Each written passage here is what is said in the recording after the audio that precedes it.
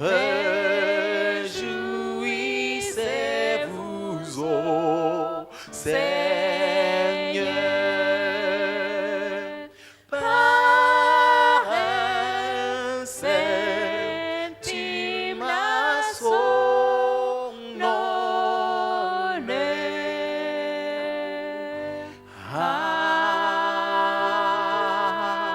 Amen.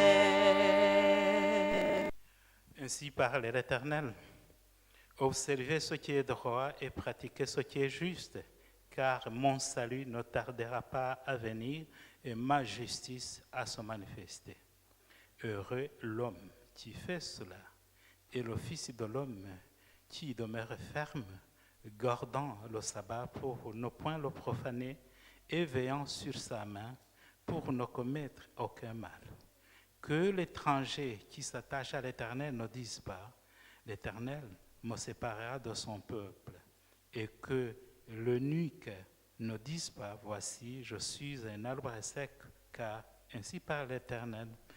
Aux eunuques qui garderont mes sabbats, qui choisiront ce qui m'est agréable et qui persévéreront dans mon alliance, je donnerai dans ma maison et dans mes murs une place et un nom préférable.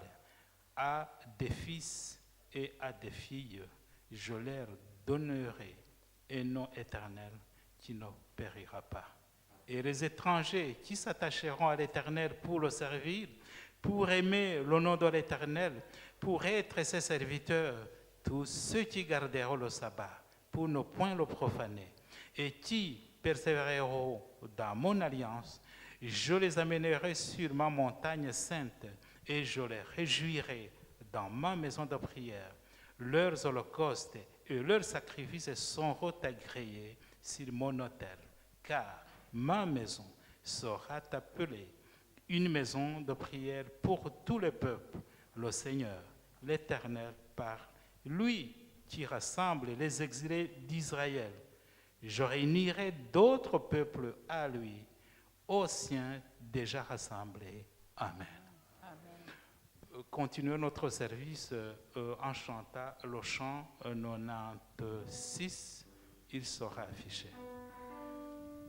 Il va bientôt venir, gloire, gloire à Jésus, dans le ciel il va réunir ses bien-aimés élus. Lèvons à haut les yeux, tressaillons de bonheur. Il vient sublime et glorieux, le grand libérateur. Il va bientôt venir, gloire, gloire à Jésus. Sur la nuit, il va resplendir, frères, ne craignons plus.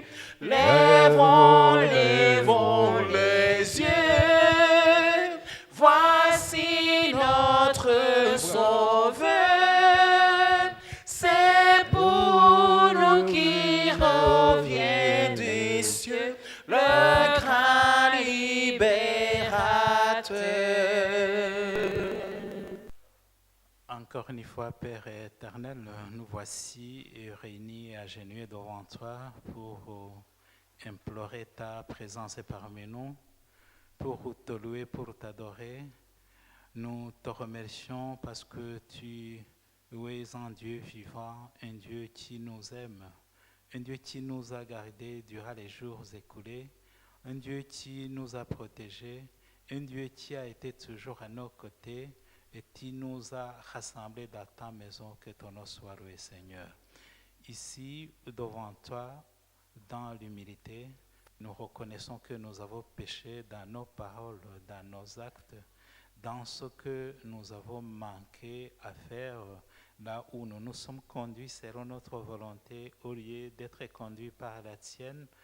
Pardonne, Seigneur, sanctifie-nous et fais qu'en sorte, Seigneur, nous puissions paraître devant toi, étant des enfants obéissants, étant des enfants, Seigneur, qui t'obéissent, qui te suivent, qui t'écoutent et qui sont prêts à être dirigés par toi, Seigneur. Nous sommes devant toi, nous te soumettons tous tes enfants ici présents, du plus jeune au plus âgé. Tu connais tous nos besoins, tu connais notre état physique, notre état mental et notre état spirituel. Seigneur, visite chacun de nous afin que tu souviennes à ses besoins, que ce soit physique, que ce soit matériel, que ce soit, Seigneur, spirituel et surtout spirituel. Nous voulons te ressembler, nous voulons te suivre, nous voulons t'écouter, nous voulons t'obéir, mais humainement, il nous est impossible parce qu'au moment où nous faisons un pas, le diable est là pour nous décourager, raison pour laquelle, Seigneur, nous réclamons ta victoire, nous réclamons ta présence à nos côtés, nous réclamons ton Saint-Esprit afin qu'il puisse animer chacun de nous et nous diriger dans tout ce que nous faisons, Seigneur. Nous te présentons tes enfants réunis un peu partout dans le monde et nous te présentons leurs besoins et surtout nous te confions les prédicateurs, tes serviteurs, que tu les as envoyés afin qu'ils puissent leur annoncer ton message, leur annoncer la bonne nouvelle de guérison, la bonne nouvelle, Seigneur, de la vie éternelle que tu réserves à toutes les personnes qui l'acceptent. Nous voulons te montrer ceux qui n'ont pas encore franchi ce pas, qui errent ici et là où le diable les amène, Seigneur. Nous voulons te les présenter afin que tu puisses toucher leur cœur et qu'ils reviennent vers toi et qu'ils accueillent ta grâce, la grâce que tu donnes à tout le monde, Seigneur.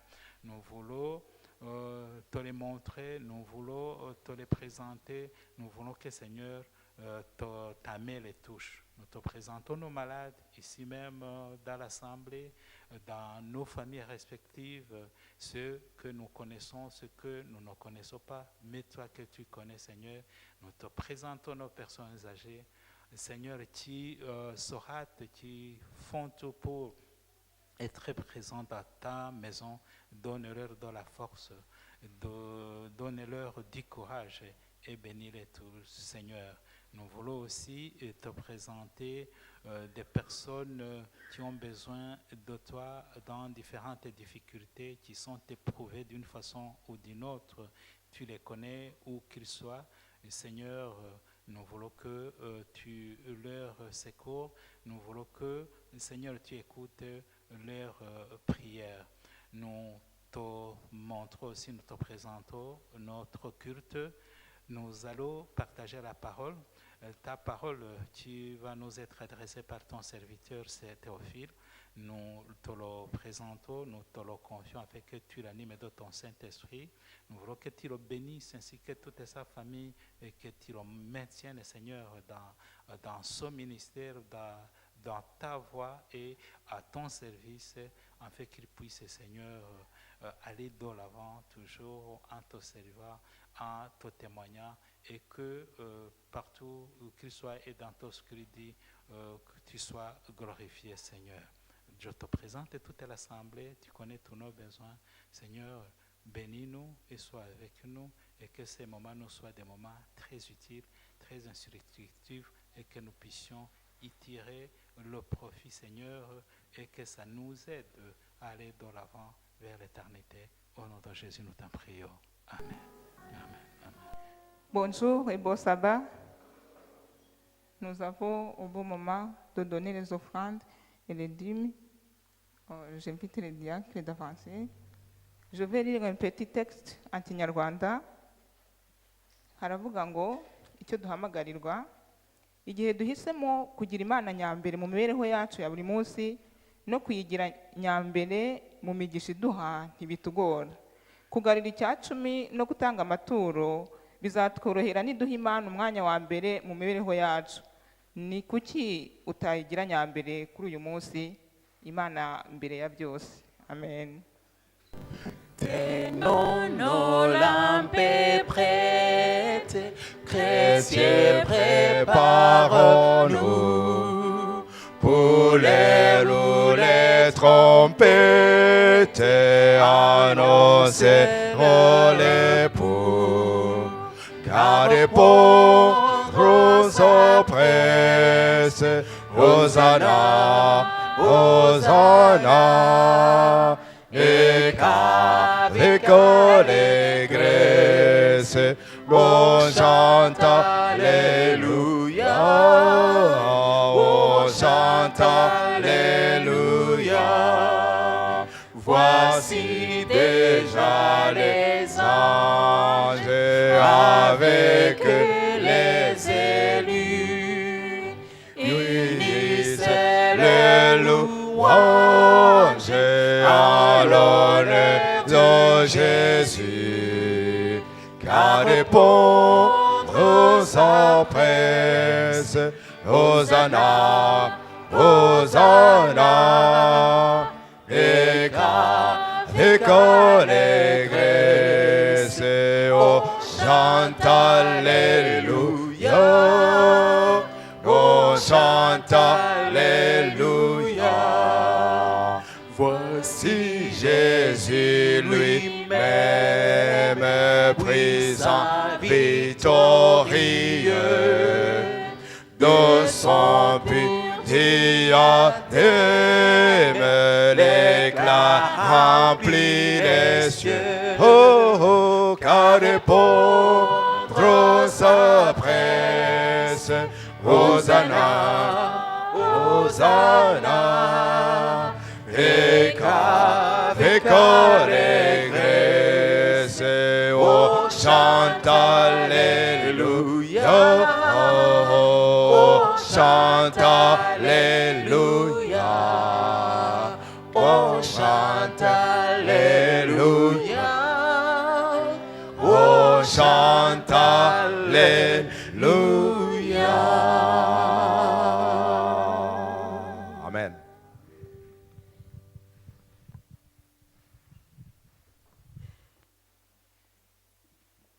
Je vous invite à vous mettre debout pour la prière. Turagushimiye data mwiza mubyeyi dukunda, tugushimiye ubuntu bwawe butangaje, tugushimiye ineza yawe itubana igihe cyose, ukaba wadushoboje kugira hano amahoro, izina ryawe rihabwe icyubahiro. Ni ukuri dutanze ibivuye mu mifuka yacu, mu butungo waduhaye, turakwinginze kugira ngo iri turo dutuye uryeze, maze ni ukuri data wa twese uritunganye, kuko wavuze uti naho mutabasha kugera kure ariko mwafashije amasengesho no gutura amaturo. Turakwinginze kugira ngo rero akore umurimo wawe uko bishobotse kose. Nanone tugutuye iyi mitima yacu ni ukuri data mwiza, twingingira kugira ngo utweze udutunganye, utuboneze, uturinde gutaha ubusa mubyeyi mwiza. Turinde, utugire neza, uduhe umugisha muri byose, tubyambaje twizeye ko uduhera ubuntu mu izina rya Yesu. Amen.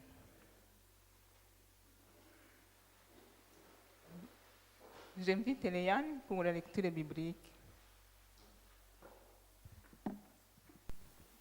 Bonjour et bon sabbat. Je vous invite à ouvrir votre Bible dans 1 Pierre 2, verset 12. 1 Pierre 2, verset 12. Il est écrit « Ayez une bonne conduite au milieu des non-croyants, afin que là, même où ils vous calomnient, comme si vous faisiez du mal, ils remarquent votre belle manière d'agir et rendent gloire à Dieu le jour où il interviendra. Amen. » Nous arrivons au bon moment pour écouter une chanson spéciale. Je donne la parole à Mama Rugerero qui va nous aider à interpréter ce chant. Ibyago bizaba bishize, uwariraga azaseka, uwarushonje azahazwa, bizaba biteye ubwuzu icyo gihe, uwariraga azaruhuka, indirimbo z'amashimwe no kuramya umukiza, ibibazo byose bizaba bisubijwe. Umwami wawe araje, itegura umwakire, maze aguha ubugingo bushya. Umwami wawe araje, itegura umwakire, maze aguha ubugingo bushya. Tuzaba tunezerewe mbere y'abaserafi n'abakerubi turirimba, hamwe n'abanesheje n'abihanganye bose. Ngaho komera n'ukwizera, tuzaba tunezerewe mbere y'abaserafi n'abakerubi turirimba, hamwe n'abanesheje n'abihanganye bose. Ngaho komera n'ukwizera. Mwami wanjye ngwino unyijyanire, ni wowe ndangamiye, uwo nshaka ni wowe, nifuza kwigumanira nawe. Sinshaka kujya kure yawe, igishura cyawe kintwikire maze nshyuhe, maze nozwe n'amaraso wavuye. Ese umwami aje none, yasanga witeguye, akaguha ubugingo bushya. Ese umwami aje none, yasanga witeguye, maze aguha ubugingo bushya. Tuzaba tunezerewe mbere y'abaserafi n'abakerubi turirimba, hamwe n'abanesheje n'abihanganye bose. Ngaho komera n'ukwizera, tuzaba tunezerewe mbere y'abaserafi n'abakerubi turirimba, hamwe n'abanesheje n'abihanganye bose. Ngaho komera n'ukwizera, ngaho komera n'ukwizera, ngaho komera mu kwizera.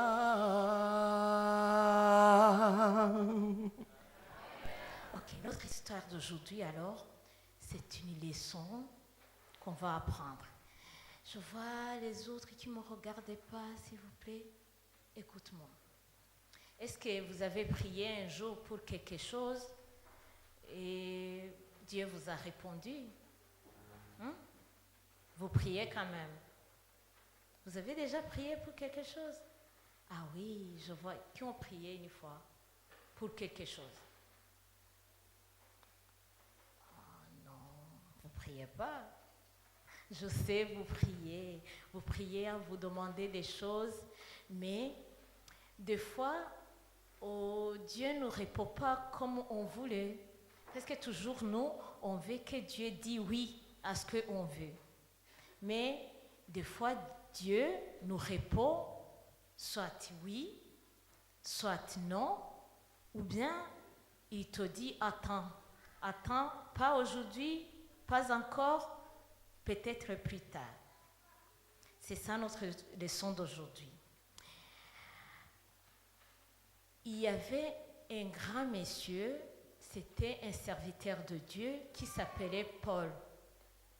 Paul, il a écrit beaucoup de livres dans la Bible, même beaucoup de ses livres, ce sont des lettres. mais des longues lettres.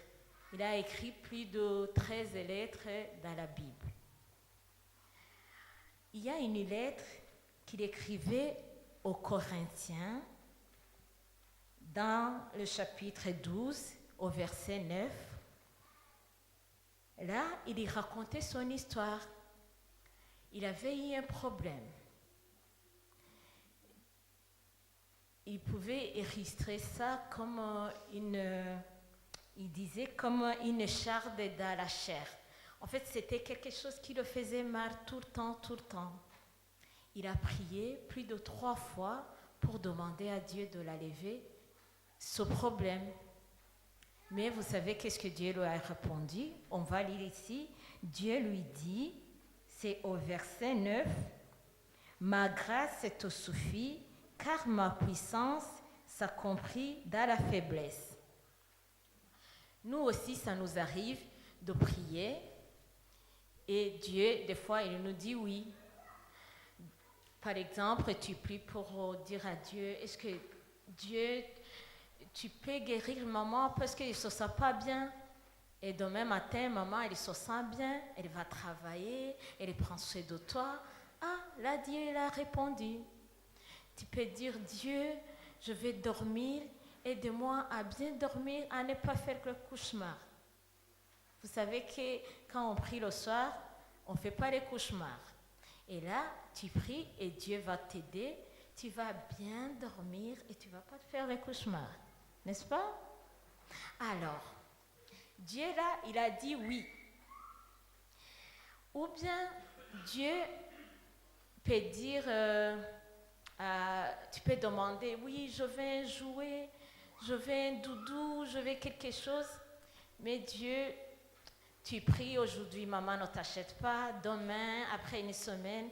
Mais peut-être Dieu va te répondre après 2 mois ou l'année prochaine. En fait, Dieu, il peut te dire quelque chose à temps. Mais là, tu dois toujours faire confiance en Dieu. Parce qu'il est tout puissant. Ou bien, tu dis à Dieu, je vais aller jouer dehors, mais il pleut. Dieu, arrête la pluie, je ne veux pas que la pluie tombe. Mais Dieu va dire, attends, la pluie ça va s'arrêter parce que les plantes aussi, ils ont besoin de l'eau. Et la pluie, c'est bien pour les légumes. Et tout le monde a besoin de manger les légumes. Alors là, tu dois attendre. Ou bien, Dieu te dit non. Il te dit non, tu as demandé à Dieu, est-ce que Dieu, je peux manger tous les jours les sucreries, les bonbons, ou tous les jours les pizzas? Et Dieu va te dire non, parce que ce n'est pas bon pour la santé. Vous voyez? Des fois, on peut prier, mais Dieu va dire non. Aussi, autre chose. Mais ce monsieur qu'on a commencé à voir, c'était Paul. Lui aussi, il a prié pour un problème qu'il avait. Il faisait des miracles, il faisait des grandes choses, mais Dieu lui a dit, ma grâce te suffit. La grâce de Dieu, c'est comme quelque chose, on peut dire l'amour de Dieu, même quand on ne le mérite pas. L'amour de Dieu, le pardon de Dieu, ou comme il nous donne la force. Des fois, on se sent triste, on a peur, mais Dieu ne nous abandonne pas. Il est toujours là. Sa grâce, la grâce de Dieu nous suffit. L'amour de Dieu nous suffit. Tu peux prier pour quelqu'un de la famille qui est malade. Et Dieu, peut-être ne le guérit pas. Peut-être, il se repose, il décède. Mais Dieu, il nous aime toujours. On va le voir quand Jésus va revenir. Là où il n'y aura pas de maladie, là où on sera toujours content. Et alors, la leçon d'aujourd'hui, c'est faire confiance en Dieu, même s'il nous répond oui, là on est content, on remercie Dieu. Même quand il nous dit attends, là aussi, on continue à lui faire confiance parce qu'il sait ce qui est bien pour nous. Même quand il nous dit non, Il faut pas arrêter de faire confiance en Dieu. Alors, Jésus nous aime très, très, très fort. Il nous aime tant, sa grâce nous suffit. Son câlin, son amour, sa force est pour nous, son pardon pour nous nous suffit. Je vous souhaite un bon sabbat. Muraho. Muraho. Bonjour, Isabato nziza. bon sabbat. Muri kino gitondo nejejwe nanone no kuba imbere y'Imana n'imbere yanyu. Ce matin, je suis content d'être devant Dieu d'abord et ensuite devant vous. Nje nkurikira ababwiriza bambanjirije. Je remercie ceux qui m'ont précédé. Aho umwe muri bo yatubwiye ngo mbese ubwo umwami wacu azasanga witeguye. Dont nous a dit que, nous a rappelé que les paroles prononcées par Jésus, on se demanda si Jésus revient, quand Jésus reviendra, seras-tu prêt? Ngaho rero gumana kwizera kandi komeza kwizera kwawe. Persévère dans la foi et toujours ta foi. Umubwiriza w'abana nawe arakoze cyane, Imana imuhe umugisha.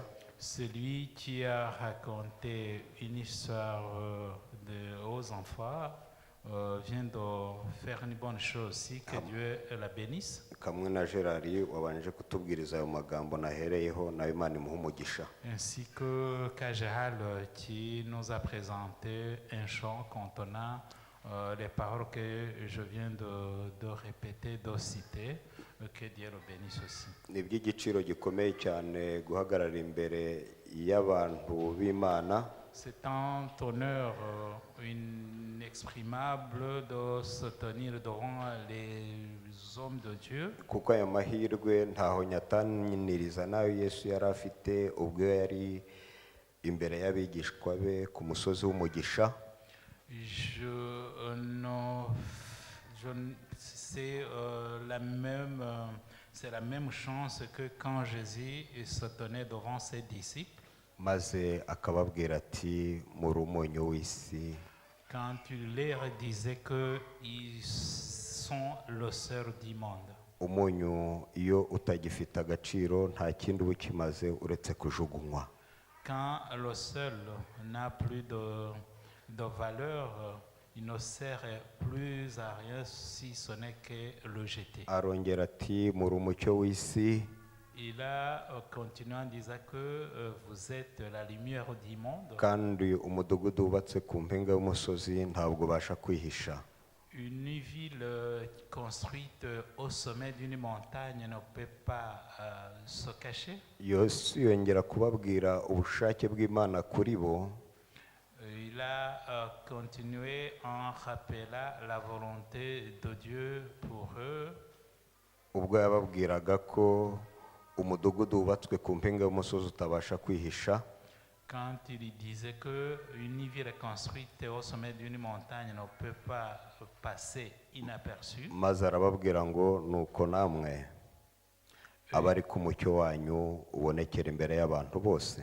Et il les a invités d'avoir une lumière vue ou visible par tout le monde. Kugira ngo abo bantu babone.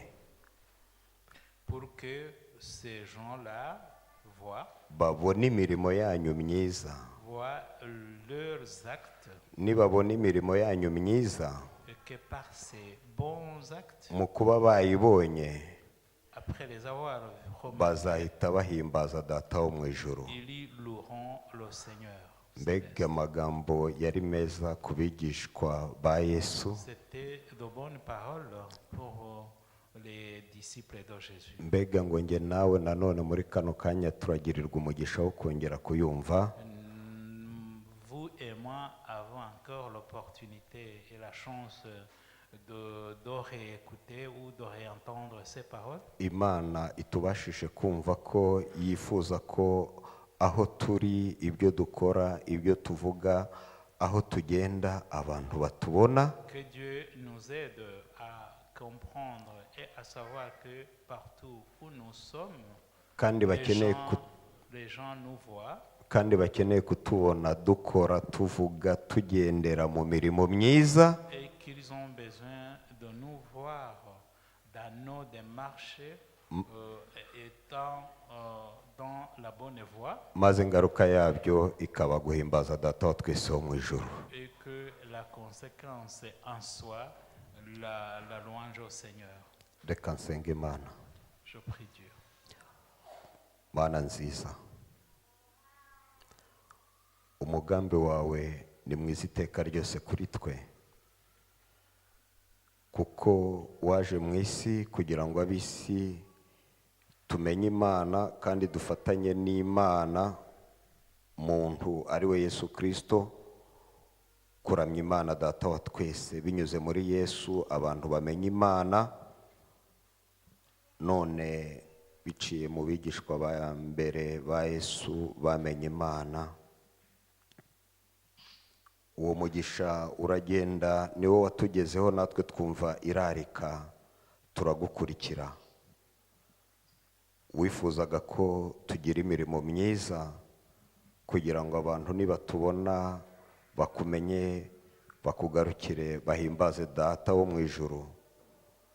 Reka uduhe kuba muri iyo nshingano neza mu izina rya Yesu, amen. Muri kano kanya ndifuza ko tuganira ku ijambo ry'ikinyarwanda rizwi cyane ryitwa ingeso.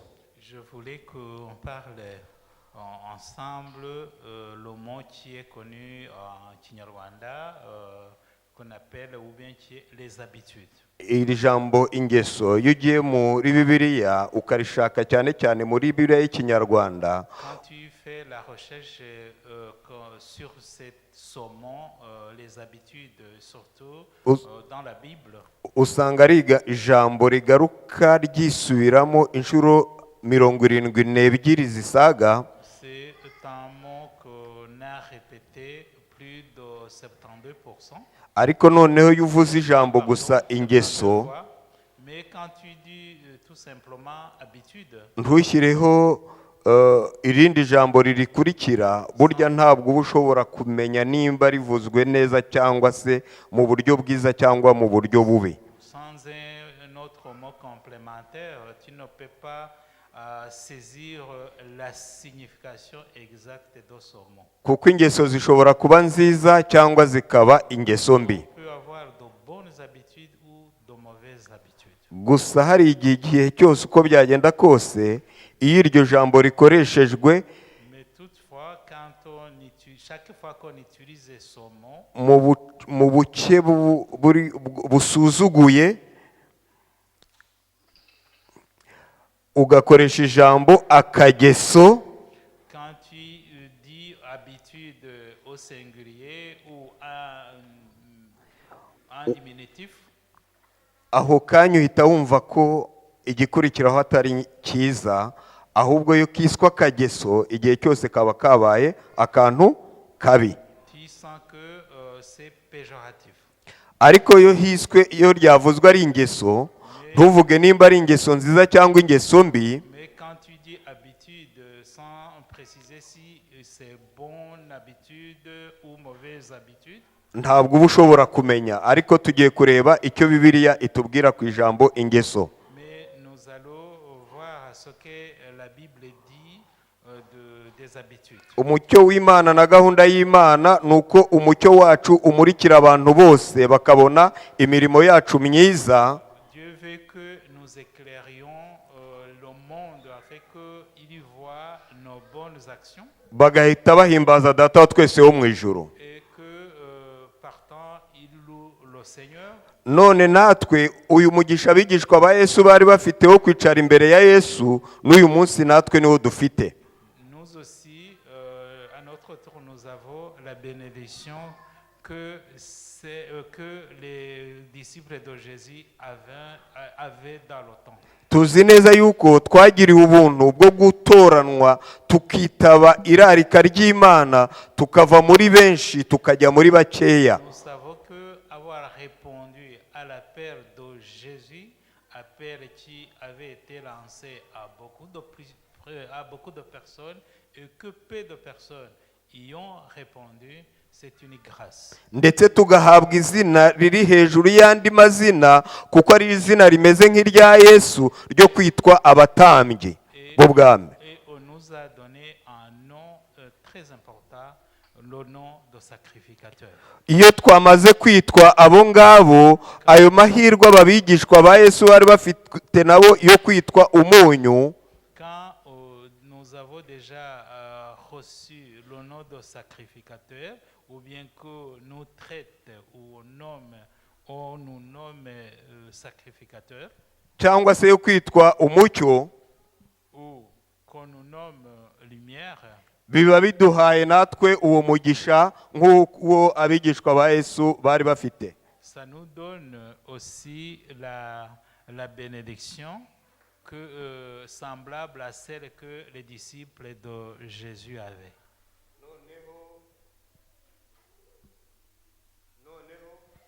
Et puis,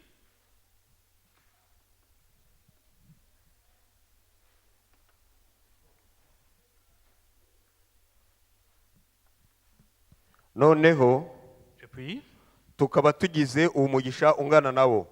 nous avons la bénédiction semblable à celle qu'avaient les disciples Twe de Jésus. tutagize umugisha wo kwicara imbere ya Yesu nk'abigishwa be, Nous qui n'avons pas eu l'occasion de nous asseoir devant Jésus. uyu mugisha uradukurikira. Uyu mugisha uradukurikira kuko twagize umugisha wo kumva ubutumwa bwiza bwa Kristo. Cette bénédiction nous poursuit parce que nous avons écouté la bonne nouvelle de Jésus-Christ. Twe bagize umugisha wo kumva ubutumwa bwiza bwa Kristo, Alors, nous qui avons eu la chance ou la bénédiction d'écouter la bonne nouvelle de Jésus-Christ, twagize umugisha nk'uwabigishwa bari bafite ubwo bari bicaye imbere ya Kristo. cette bénédiction est semblable à celle des disciples lorsqu'ils étaient assis physiquement devant Christ. Kuko nabo baramwumvaga bamuteze amatwi. Et aussi l'écouter. Pawulo rero aya magambo yagarutseho mu Bafilipi igice cya mbere umurongo wa 27. Paul l'a dit dans Philippiens chapitre 1. Maze aravuga ati, umurongo wa 27 aravuga ati, icyakora ingeso zanyu zimere nk'uko bikwiriye ubutumwa bwiza bwa Kristo. Dans Philippiens 1 chapitre 27, plutôt chapitre 1 verset 27. Icyakora ingeso zanyu zimere nk'uko bikwiriye ubutumwa bwiza bwa Kristo. Au verset 27, nous lisons, c'est 1 chapitre 1, 27. 1 27, nous lisons, le verset est projeté. Maze Pawulo arababwira ati, ingeso zanyu zikwiye kuba zimeze Vos habitudes ou votre conduite doit être nka ba bandi bumvishe ubutumwa bwiza bwa Kristo. comme celle de ceux qui ont écouté la parole de Jésus-Christ ou l'évangile de Jésus-Christ. None uyu munsi ingeso zawe ingeso zanjye zimeze koko nk'uwumvisha ubutumwa bwiza bwa Kristo. Comment sont tes habitudes ou ta conduite? Comment sont mes habitudes ou ma conduite? Pawulo arakomeza akavuga ati, nshobora kuzaza kubasura cyangwa sinze no kubasura. Paul continue en disant aux Philippiens qu'il peut revenir leur rendre visite. Ariko igifite agaciro ni uko abazajya babareba bakababonaho ingeso zimeze nk'uko bikwiriye ubutumwa Mais ce bwiza qui bwa était Kristo. important dans cela, c'était que ces chrétiens philippiens, eux, où se conduisaient comme le veulent ou bien comment se comportaient ceux qui ont attendu la bonne nouvelle de Jésus. Ababwumvishe bashyira hamwe, Ceux qui l'ont écouté se mettent ensemble, barwana kimwe ils y combattent de la même façon kandi bakorera mu mwuka umwe. et ils œuvrent, ils agissent dans un même esprit. Nubwo ingeso zishobora kuba nziza cyangwa zikaba mbi, Bien que les habitudes peuvent être mauvaises ou bonnes, ariko hano iyo twumvishe ngo ingeso zanyu ici souligne que le comportement ou les habitudes zimere nk'uko ubutumwa bwiza bwa Kristo Yesu buri. de ces chrétiens philippiens devaient être comme le veut la bonne nouvelle de Jésus-Christ. Abakristo ba Yesu babanye na Yesu bagize umugisha wo kubana na Yesu, Les chrétiens, les disciples qui ont vécu avec Jésus-Christ, bo bamaze kubwumva no kubwakira muri bo, après avoir entendu et accueilli la bonne nouvelle de Jésus-Christ, ntabwo Yesu yigeze abita abakristo, Jésus ne les a pas nommés chrétiens. ahubwo twebwe tubita abakristo kuko hari abandi batubanjirije. Nous les nommons, nous les appelons chrétiens parce que ceux qui nous ont précédés Abo batubanjirije bakabareba, et les avaient observés bakabareba bavuga, en parlant, bakabareba bakora, ils les ont observés en train bakabitegereza mu d'agir. mibereho yabo ya buri Et munsi, ils les ont observés dans leur vie quotidienne. bataba abantu ni abakristo. Alors, ils ont dit ils ont pu conclure que ces gens-là étaient chrétiens. Niyo mpamvu iyo Pawulo avuga ngo icyakora ingeso zanyu zimere. C'est pour cela que Paul souligne que leurs habitudes ou leur conduite doit être Zimere nk'uko ubutumwa bwa Kristo Yesu buri. devait être comme le veut la bonne nouvelle de Jésus-Christ. Kristo Yesu n'ubutumwa bwe ni umwe. Jésus-Christ est uni à sa bonne nouvelle. Pawulo kuba yarabibwiraga abantu nk'amwe nanjye twese twavukiye hanze ya Edeni, Paul s'adressait aux mêmes personnes que nous qui sommes nés en dehors d'Éden. nubwo yifuzaga ko ingeso z'abantu ari kubwira zihuza n'ubutumwa bwiza bwa Yesu Kristo, Même s'il désirait que le comportement ou les habitudes de ces auditeurs semblent à ceux de gens qui ont écouté la parole de ariko Jésus-Christ. twese tuvukira mu ngeso mbi Mais on est avec de mauvaises habitudes kandi dufite ingeso mbi. et nous possédons de mauvaises habitudes. Ariko ntabwo ari gahunda y'Imana ko Yes. dukomeza kuba abanyangeso mbi. Mais cela, ce n'est pas le dessein de Dieu.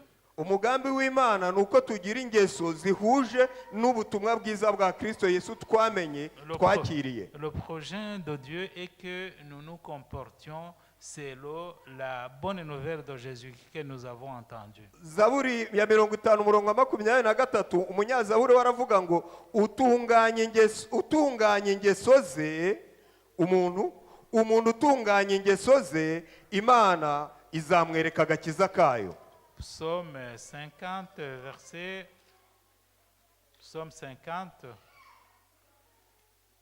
Umuntu utunganye ingeso ze, Imana izamwereka agakiza kayo. Psaume 50, Verset 23. 23. C'est projeté. Celui qui offre pour sacrifice des actions de grâce me glorifie, et à celui qui veille sur sa voie, je ferai voir le salut de Dieu. Kari agace ka kabiri ngo umuntu utunganye ingeso ze, Imana izamwereka agakiza kayo. La deuxième partie du verset nous dit que à celui qui veille sur sa voie, je ferai voir le salut de Dieu. Kuko twavukiye hanze ya Edeni kandi tukavukira mu ngeso mbi, Nous sommes nés après Éden et nous avec une mauvaise conduite. Imana iduha inshingano yo kuvuga ngo ni inshingano yanyu, ni inshingano yanjye, ni inshingano yacu yo gutunganya izo ngeso mbi. Jésus nous donne la responsabilité de changer. Kuko izo ngeso mbi nituzanga tukazihindura, tukazitunganya, Une fois que nous nous serons comportés autrement ou que nous aurons changé nos mauvaises habitudes, nibwo tuzahuza n'ubushaka kw'Imana. nous marcherons, nous nous conformerons à la volonté de Dieu. Ntihagire uzakubeshya Que personne ne te trompe. ngo Imana ntabwo yita ku ngeso zawe. en te disant que Dieu ne se préoccupe pas de ton comportement. niba hari ikintu imana yitaho cyane S'il y a quelque chose qui préoccupe Dieu kandi yagiye ifatira imyanzuro et dont il a pris une conclusion, ni ingeso z'abantu. c'est la conduite des gens. Mu itangira igice cya gatandatu umurongo wa gatanu ugakomeza En Genèse 6, verset 5, tuhabona amagambo atubwira ngo kandi uwiteka abona ingeso z'abantu. Uwiteka arareba arabona. Genèse chapitre 6, à partir du verset 5, le verset est devant vous. Uwiteka abona ingeso mbi z'abantu. L'Éternel vit que la méchanceté des hommes. Iyo bugeze muri Bibiliya barakoresha y'ikinyarwanda barakoresha ngo ukuntu zari mbi cyane ukuyeho cyane buriya ubuhinduye byinshi ngo ingeso mbi z'abantu zari mbi cyane. La version rwandaise souligne que le comportement ou la méchanceté des personnes était grande. Maze yongeraho kuko bivuze ingeso akenshi bigaragara mu bikorwa ariko hari n'ikitari ibikorwa. Quand on parle d'une conduite, c'est une conduite qui est visible dans des actes. Ngo kandi ko kwibwira imitima yabitekereza Et que toutes les pensées de leur cœur. Abahageze havuga ngo iki? Ari kwiza? Hoya, ngo ari kubi gusa. La suite précise que les pensées de leur cœur se portaient chaque jour uniquement vers le mal. Imana ibona ingeso mbi z'abantu, ibona ko ari ingeso mbi cyane, iritegereza irabibona. Dieu a constaté que le comportement des gens était mauvais. Igeraho abantu tutareba, ireba no mu ntekerezo. Dieu regardait là où l'homme ne regarde pas et il voit ce que l'homme ne voit pas. Il va jusqu'à nos pensées. Ibona ko kwibwira kose kw'imitima yabo ari ugutekereza nabi gusa. Et il voit que les pensées humaines portent toujours vers le mal. Imana yitegereza ingeso zanjye, Imana yitegereza ingeso zawe. Dieu observe mon comportement ou ma conduite, Dieu observe ta conduite ou ton comportement. Iyo dusomye ku murongo wa 12 haratubwira ngo Imana ireba isi.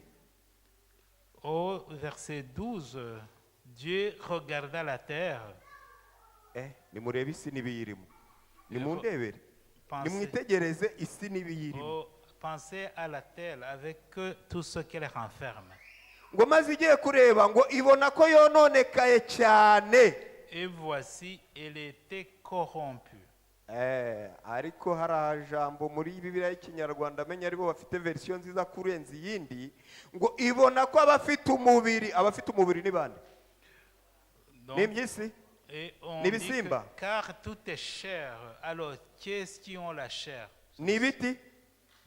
Ngo abafite umubiri bose que tout est chair bononye ingeso zabo avait corrompu sa voie sur la terre. Bana b'Imana ntukishuke ngo Imana ntirebe ibyo ukora. Vous ne pensez pas que Dieu ne regarde pas ce que tu fais, ce que je fais. Kuko igera n'ubwo ireba mu ntekerezo. Il y voit jusqu'aux pensées même. Burya kandi ntihagire n'uzakubeshya uretse n'Imana natwe abantu turareba.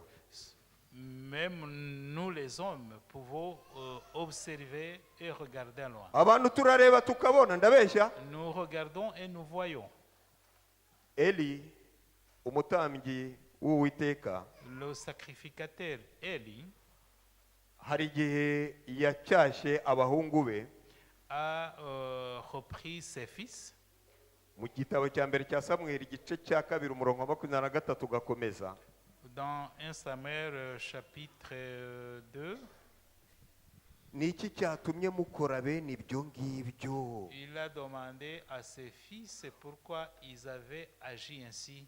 Kuko njya numva amajwi y'abantu bose bambwira ingeso zanyu mbi. Il a dit que tout le monde lui raconte leur comportement. yabwiraga bande Il s'adressait à qui? ku bana be Il s'adressait à ses ni fils. umubyeyi uri kubwira nde C'était Abana un Imana père irareba. qui s'adressait à ses fils. n'umuntu agenza gute arareba. Dieu voit et l'homme voit aussi. Ibyo bitugarurira ku ya nshingano Yesu yahaye abigishwa be Ceci nous ramène à la responsabilité que Jésus a confiée ngo à abari ses ku disciples, mucyo wanyu ubonekera imbere y'abantu bose que leur lumière devait luire devant tout le monde maze babone imirimo yanyu myiza et qu'ils voient leur comportement bahere ko leurs bahimbaze actes, data wo mu ijuru. et que dans la suite ils puissent louer le Seigneur ou glorifier le Seigneur. Salomo umugaragu w'Imana n'umwami wayoboye Isiraheli Salomon, le serviteur de Dieu et roi qui a dirigé Israël, ubwo yari arimo asenga rya sengesho rye tuzi cyane mu gitabo cya mbere cy'abami guhera ku gice cya 8 ugakomeza, quand il priait, comme nous trouvons sa prière dans le livre de 1 roi, chapitre 8, yari azi neza yuko Imana itifuza na rimwe kubona ubwoko bwayo bugendana ingeso mbi. il savait bien que Dieu ne voulait pas voir son peuple se comporter avec méchanceté. Maze ku murongo wa 36 ngo asabira abantu bose ku Mana. Et au verset 36 de ce chapitre, il a prié pour tout le monde. Maze agira ati Imana izabigishe kugendana ingeso Et il nziza. a dit, il a imploré Dieu pour qu'il l'apprenne à marcher selon la fidélité. Kuko twavukiye mu cyaha hanze ya Edeni, Nous sommes nés dans le péché en dehors d'Éden. biroroshye kandi bikatworohera kugendana ingeso mbi tugakora icyaha. C'est facile, il nous est facile de marcher dans le péché, Ariko intsinzi yo gukora no kugendera muri uwo mujyo mais la victoire à ce fléau, à ce problème, ni uwo gusaba Imana kugira ngo itwigishe kugendana ingeso nziza. réside dans l'imploration de Dieu afin qu'il nous aide à nous comporter selon sa volonté. Yesaya 55 umurongo wa 7 yagarutse kuri iri jambo ingeso nanone. Ésaïe, Ni isomo rizwi cyane muri Bibiliya. Ésaïe combien? Umunyabyaha nareka iki? Umunyabyaha nareka iki? Ésaïe Ukiranirwa areka ibyo agenda 55, ate?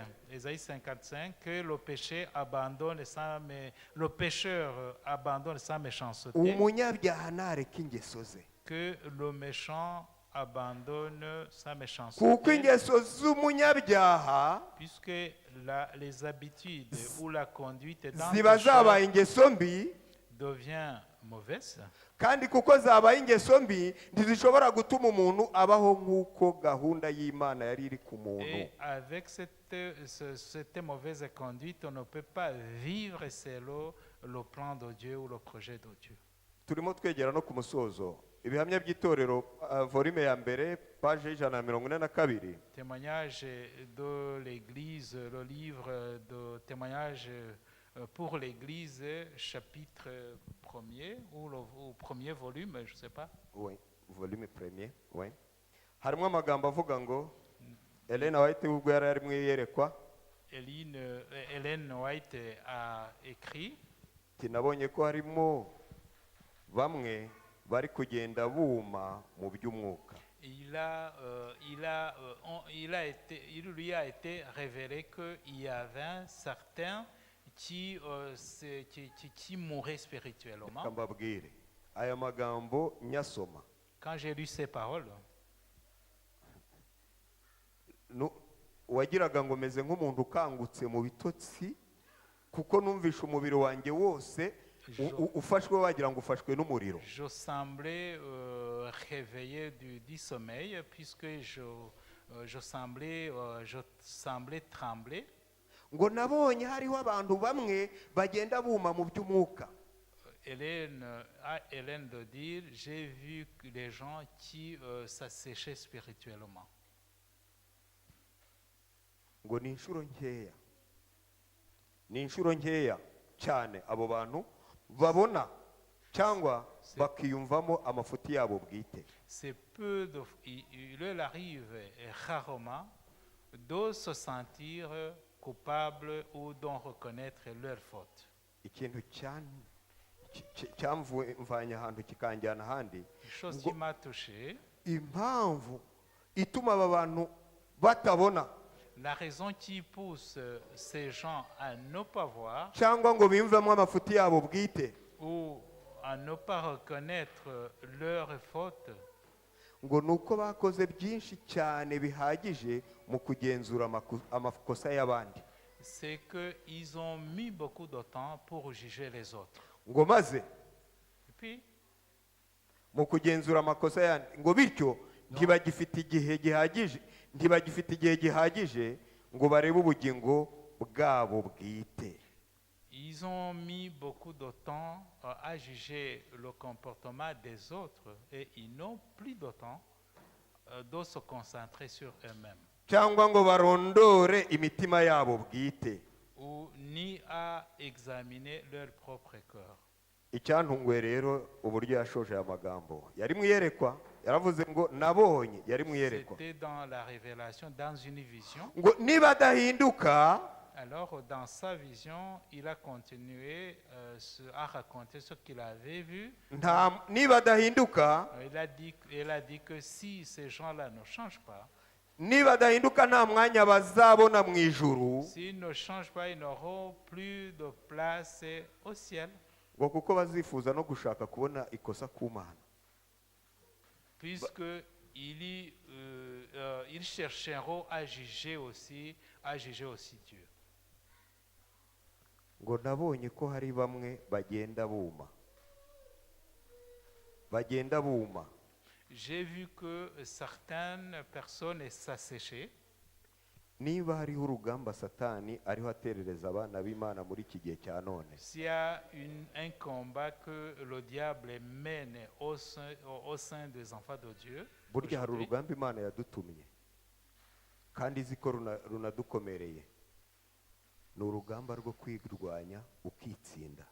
c'est un combat difficile, c'est lutter contre soi-même et se vaincre. Ukwirwanya ukitsinda ni intambara y'ubuzima bw'umukristo kuva amenya Imana, kurinda ubwo Kristo Yesu azaba agarutse, cyangwa kurinda ubwo ashobora kuva muri uyu mubiri. Lutter contre soi-même et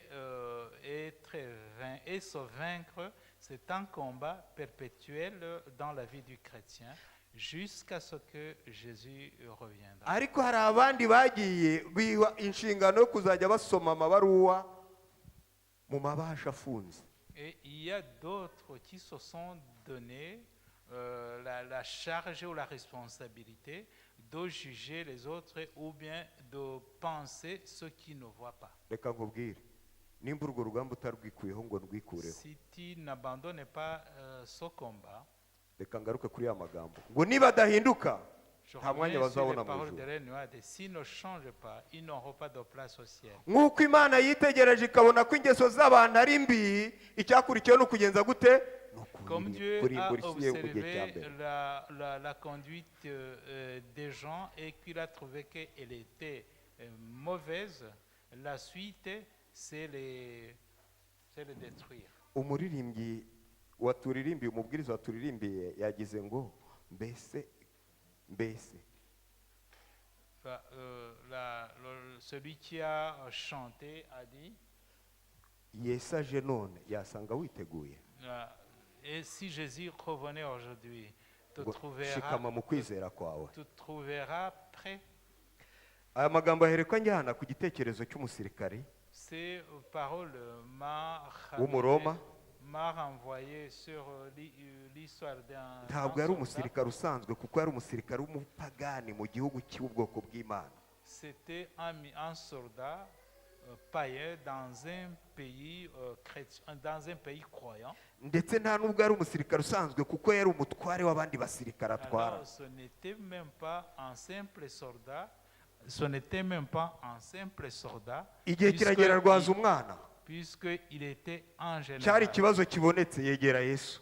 il était un officier. Alors, quand son enfant est tombé malade, il s'est approché de Jésus. abashaka bajye muri matayo 8 bakomeze icyo gitekerezo Vous pouvez- maze ubwo yegeraga yesu amusaba kumukiriza Vous umwana. pouvez lire l'histoire dans Matthieu 8. Alors, quand il s'est approché de Jésus, il lui a demandé de guérir son enfant. aramubwira ati ngiriza umwana. Il a dit, guéris mon enfant. yesu ni nkaho ntabwo yesu ajya yirengagiza ahubwo ni nkaho yashatse ko uwo muntu arushaho gukura. Alors, Jésus voulait que cette personne puisse grandir. maze bituma atangira kwibwira yesu. Alors, cette personne a commencé à raconter sa vie à Jésus. imbere y'abantu bari bamutegereje bazi ko azababwira ngo nibakubite izo mbwa z'abaromani babegezeyo. En face d'une foule qui ne voulait plus les Romains. ati nanjye ndi umusirikari Et il a dit à Jésus qu'il était aussi militaire. ndetse ndatwara. Il lui disait que, il lui a dit qu'il était officier, qu'il avait ndetse des iyo mbwiye responsabilités. abantu banjye ngo nimukore iki baragikora. Il a dit que quand il leur ordonnait ses subalternes, ils none s'exécutaient. tegeka umwana wanjye akire. Et alors il a demandé à Jésus de donner l'ordre, pour que son enfant puisse guérir. yesu avuga aya magambo magufiya cyane nkunda cyane La ngo ni uko réponse courte de Jésus contient des paroles que j'aime beaucoup. genda Il a dit, va, bikubere que ça soit pour toi uko wizeye. comme tu crois. genda Va, bikubere uko wizeye. qu'il soit pour toi selon ta foi. aha twese turi mu nzu y'imana Ici dans la maison de Dieu où twambaye neza twanigirije. nous sommes rassemblés, bien habillés. ariho umubwiriza yatangiye ngo umwana w'imana naza azasanga witeguye. Si le prédicateur demande si l'enfant de Dieu revient, le Fils de Dieu revient, tu seras prêt? Il te trouvera prêt? none Et, yesu amubwiye ngo bimbere ibiri mu mutima wanjye bimbere uko. et alors si Jésus me disait qu'il en soit comme c'est dans mon cœur, iri juru ry'imana twarijyamo. est-ce que j'irai au ciel? iri juru ry'imana twarijyamo. Irions-nous au ciel? uretse ibikorwa twabonye imana yitegereza ikabireba ikabibona, twabonye ko ireba n'ibyo abantu bagenza gute batekereza. Nous avons vu que Dieu observe les actes des hommes et il observe aussi les pensées des hommes. aya ni umugisha w'amagambo twumvishe akwiye kutubera icyitegererezo n'icyigisho gikomeye cy'imibereho yacu ya buri Ces munsi. paroles doivent être un avertissement et un enseignement pour nous chaque jour. kuko hari andi magambo ateye ubwoba agiye kumvikana yo ntabwo azaba akiduha amahirwe. Puisqu'ils suivront des paroles pénibles à entendre qui ne nous laisseront gukiranirwa ntagumye akiranirwe. Et ces paroles diront que celui qui pêche, qu'il continue à pécher. nta kigikozwe ni amagambo karundura ya nyuma. Donc après ces paroles, il n'y aura plus rien à faire. uwanduye mu mutima ntagumye yandure. Que celui qui est sale dans son cœur continue à se salir. umukiranutsi ntagumye akiranuke. Que le juste continue à être juste. kandi uwera agumye yere. Et que celui qui se sanctifie continue à se sanctifier. nshuti muvandimwe mu gihe tugifite aya mahirwe nk'ay'umusirikari yari afite, Mon ami, tant qu'on a encore cette même chance que celle de ce militaire, twagize kwizera kuzima, ayons la foi authentique. twabitse mu mitima yacu ibintu bizima, Abandon- twagize ingeso nziza muri twebwe, Ayons un bon comportement et une bonne conduite entre nous. twakoze ibihuje no gushaka kw'Imana. Que nous fassions ce qui est conforme à la volonté de Dieu. abari kuri tekinike baturebera indirimbo ya 62 mu kinyarwanda. Que la technique nous affiche le chant numéro 65 en Kinyarwanda. 62 62? Ego. 62. ni indirimbo nkunda cyane, C'est un chant que j'aime beaucoup nkaba nifuza ko buri muntu wese uyu munsi yayitahana. et que tout le monde ici puisse réfléchir sur ces paroles ariko agatahana igice cya mbere. harimo amagambo avuga ngo ndayasoma Je lis yesu les- ndagukunze rwose Jésus, je t'aime beaucoup. ndakwihaye.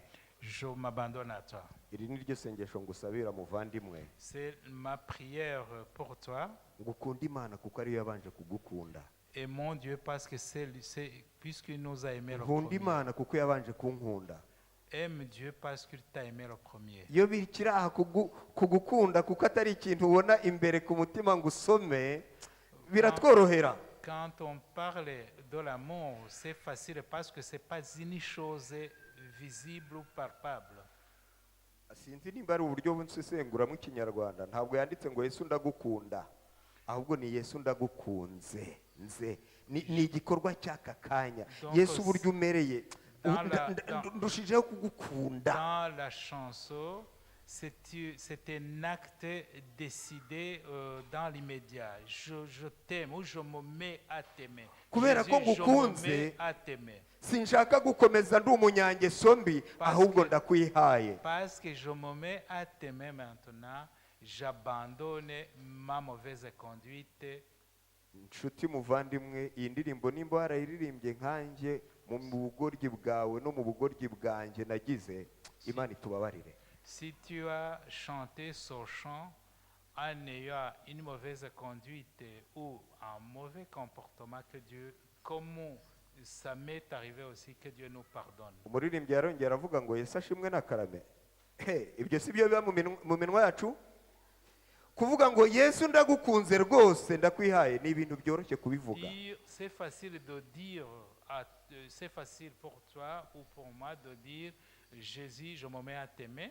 Ariko uyu munsi niba utiteguye kuvuga iriya nteruro ikurikiraho, Mais si tu n'es pas prêt à prononcer les paroles qui suivent dans le même chant, ubwo tugiye kuririmba ujye uhasimbuka. Kuko haravuga ngo ingeso mbi zose nzanze uko zigenza gute zingana. Nimba utarafata iki cyemezo uhasimbuke, kuko ni icyemezo gikomeye j'abandonne cy'ubuzima. toute ma mauvaise conduite. Ngo niwe mukiza wanjye mwiza, C'est toi mon sauveur. ndifuza kukuyoboka. Je voudrais te suivre. Ntabwo nigeze ngukunda nk'ubu ngubu. Je ne t'ai jamais et je ne t'ai jamais aimé comme maintenant. Ubwo tuzaba tugeze mu bwami bw'Imana, Quand on sera au ciel, ntabwo ari igihe cyo guhindura ingeso. ça ne sera pas le moment de changer notre mauvaises Elena White conduites. yavuze ko naho umunyabyaha yakwemererwa kujya mu ijuru, ingeso ze zonyine zamukura mu ijuru kuko zidahuje n'ab'ijuru. Ellen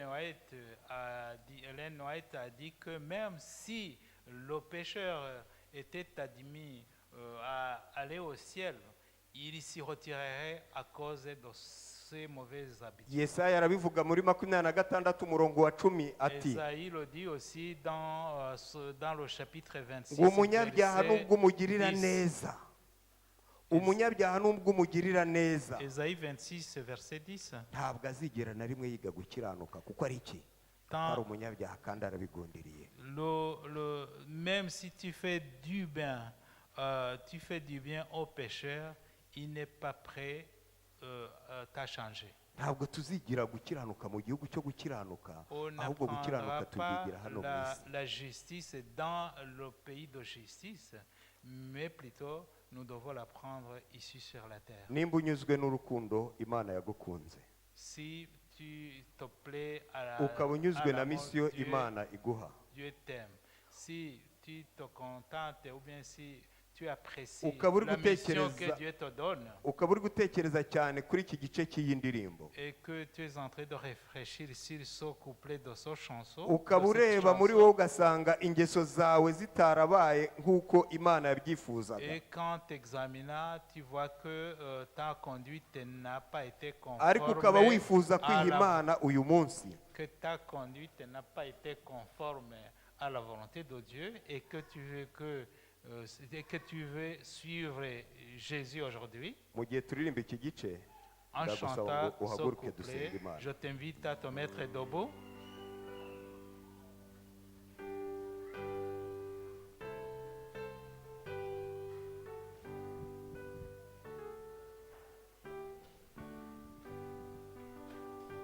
Yesu Da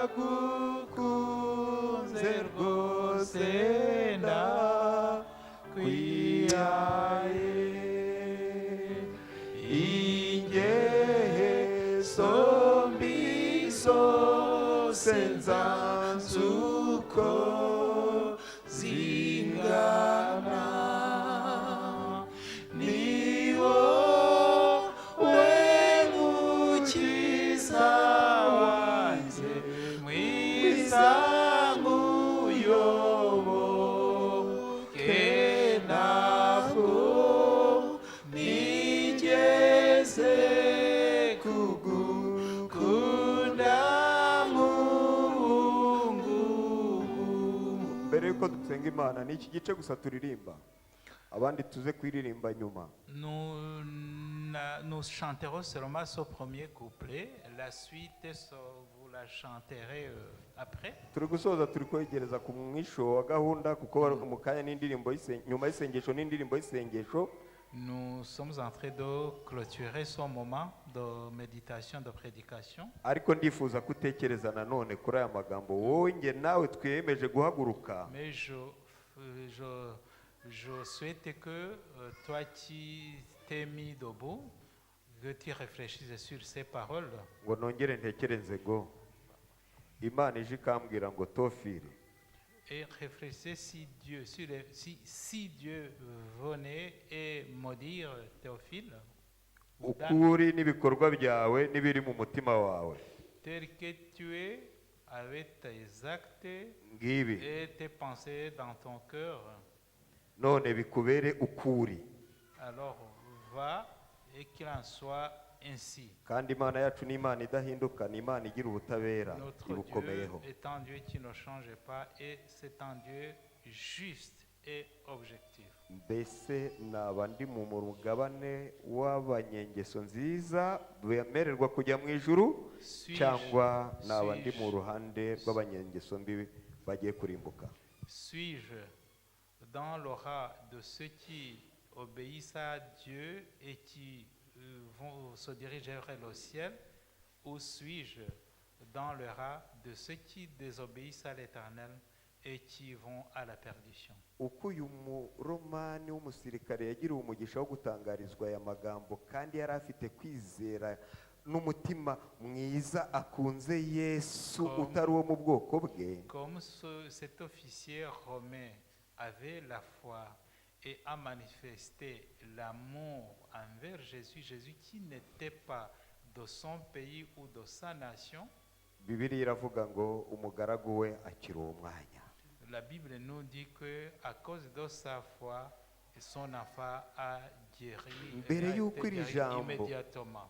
imbere y'uko iri jambo rivuga ngo uwera agumye yezwe rivugwa, Avant que la parole, la dernière parole, le dernier message qui dise que celui qui est saint continue à se sanctifier, ndagira ngo twongere dutekereze ko ibyo dukora n'ibyo tuvuga n'intekerezo n'imigambi n'ibyo tugenderamo byose bifite uruhare uyu munsi wa none. je vous invite à nous examiner et à réfléchir sur tout notre comportement, toutes nos pensées, toutes nos habitudes, byo kuduhagarika mu ruhande rw'Imana afin qu'il nous maintienne dans le rang de ceux qui aiment Dieu, cyangwa mu ruhande rw'abarimbuka. ou qui nous amène dans le rang de Imana ceux yacu qui nziza sont détruits. iduha Notre Dieu, toujours inshingano yo guhitamo. notre bon Dieu nous donne la possibilité et la abahagurutse chance mwese de nkanjye choisir. mwahisemo neza, Imana ibaha umugisha. Ceux qui ont bien choisi, comme moi, que Dieu vous bénisse. reka twongere tubwire Yesu ko tumukunze kuko niwe wabaye uwa mbere kudukunda, Réitérons kandi tumubwire ko ingeso mbi zacu zaturanze mu bikorwa, mu ntekerezo no mu migambi tuzanze zose uko zingana kuva ubu ngubu. Redisons à Jésus que nous nous mettons à l'aimer et que nous abandonnons tous nos mauvais actes, toute notre méchanceté qui nous a caractérisés dans notre vie. Amen. Yesu, Yesu ndagukunze rwose ndatwihaye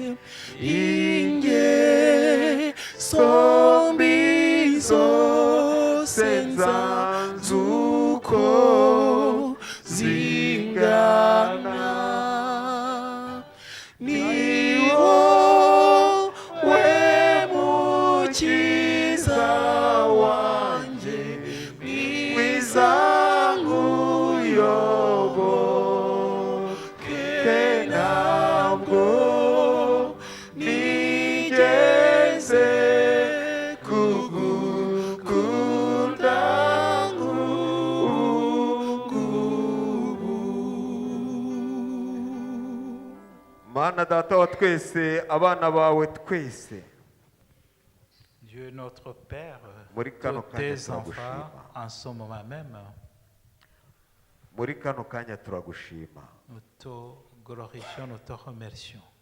tugushimiye yuko watwihishuriye ugahishura n'umugambi wawe mwiza kuri Parce que tu twebwe t'es manifesté à nous et que tu nous as manifesté ton projet pour nous. wifuza ko umucyo wacu Tu veux, ubonekera imbere y'abantu tu bose veux que notre lumière luise bakabona devant tous imirimo les yacu hommes myiza et qu'ils voient nos bons actes maze bagahindukira bakaguhimbaza et qu'en retour, ils te louent. ariko mbere y'uko uwo mucyo wacu umurika tuje Mais imbere yawe avant- kuko dusanze twarabaye ibigwari Mais avant que notre lumière luise, nous nous examinons et nous constatons que nous avons été défaillants. nibyo koko twavukiye mu ngeso mbi tuba abanyengeso mbi Il est vrai que nous sommes nés dans le péché et nous avons grandi pécheurs. ariko kubwo gusobanukirwa n'umugambi mwiza udufiteho Mais après avoir compris ton beau projet envers nous tukibuka ibyo wadukoreye byose et que nous nous rappelons de tout ce que tu as fait pour nous, dufashe umwanzuro nous nous décidons. umwanzuro wa mbere ni uwo kugukunda Nous nous décidons à nous mettre à tes mains. umwanzuro wa kabiri ni uwo kukwiha La deuxième décision, c'est de nous abandonner à toi.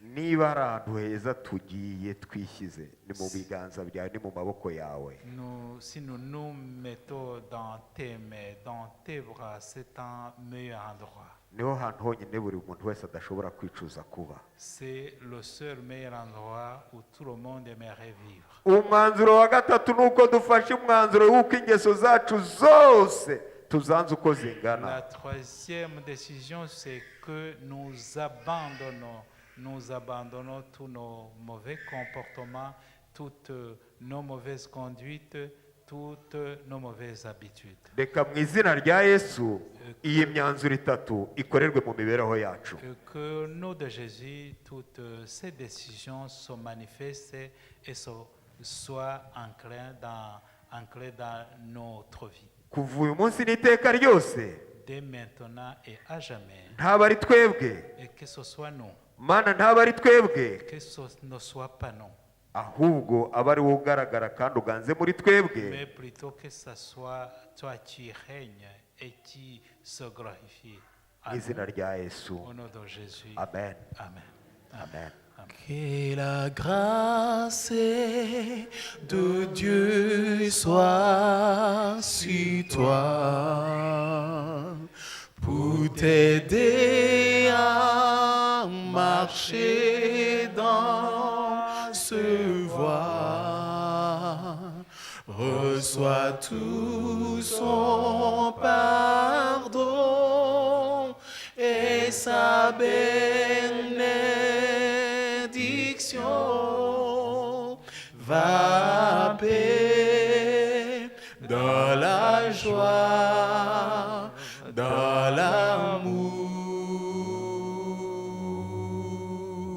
l'amour. Amen. Amen. ndabandikiye mwebwe abahamagawe bakundwa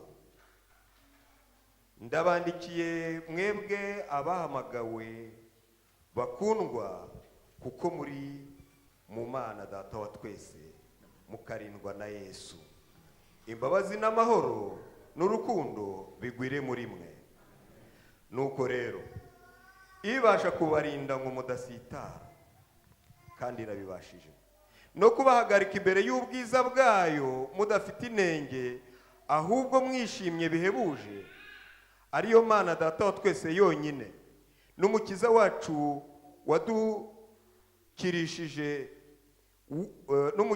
wadukirishije Yesu Kristo umwami wacu icyubahiro n'ubushobozi no kuganza n'ubutware bibe ibyayo uhereye none ukageza iteka ryose amen Amen. Amen. komeze kugira isabato nziza Ayons toujours un beau sabbat.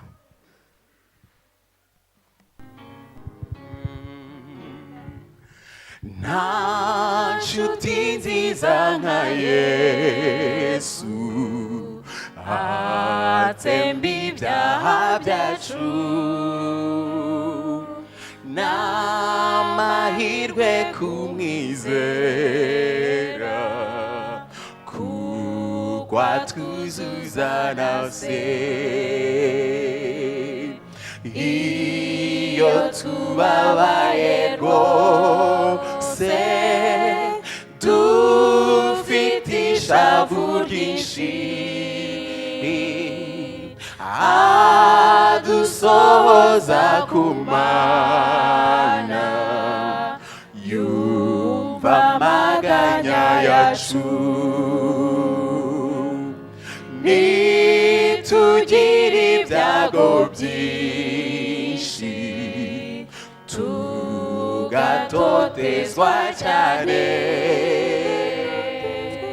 byoye kudutera ubwoba tumwiringire rwose nta wundi wabidukiza nta wundi wabidukiza abiduhemuraho abiduhemuraho Yesu azi intege nke zacu Yesu azi intege nke zacu jya wisunga Uwiteka jya wisunga Uwiteka nitugira ishavu ryinshi tukababara rwose Yesu ni uturokora komeza umwizigire niba kugira ruvumwa wisunga umwami Yesu ntazagira ubwagu